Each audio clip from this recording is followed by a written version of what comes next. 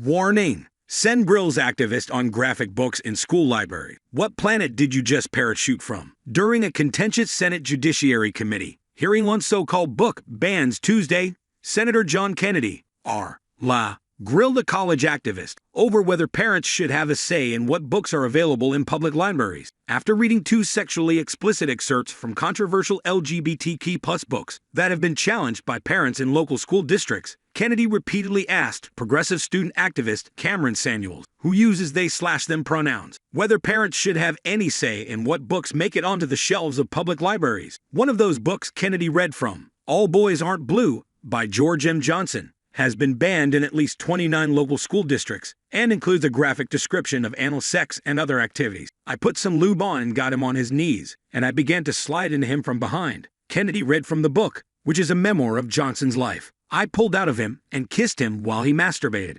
Samuels, co-founder of Students Engaged Texas, said of the book that if students can't read books like All Boys Aren't Blue, then they cannot learn about abuse. The activist added the book isn't erotic and that parents should collaborate with educators. None of you want to answer my question. You come here and you say censorship is bad, and of course it's bad. But you heard the books we're talking about, Kennedy said. So tell me what you want. Who gets to decide? And all I've heard is it's the librarians and parents have nothing to do with it. And if that's your response, what planet did you just parachute in from? Or what country, more appropriately? This is not China, he said. Before questioning Samuels, the GOP leader turned to Illinois Secretary of State Alexei Giannoulias and asked whether only librarians should make decisions on book selections. We are advocating for parents, random parents, not to have the ability under the guise of keeping kids safe to try and challenge the worldview of every single manner on these issues, Giannoulias said. Earlier this year, Illinois passed a first-of-its-kind law that bars public libraries from receiving state funding beginning in 2024 if they ban books because of partisan or doctrinal issues. The two-hour hearing included testimonies from Nicole Neely, president of conservative watchdog group Parents Defending Education,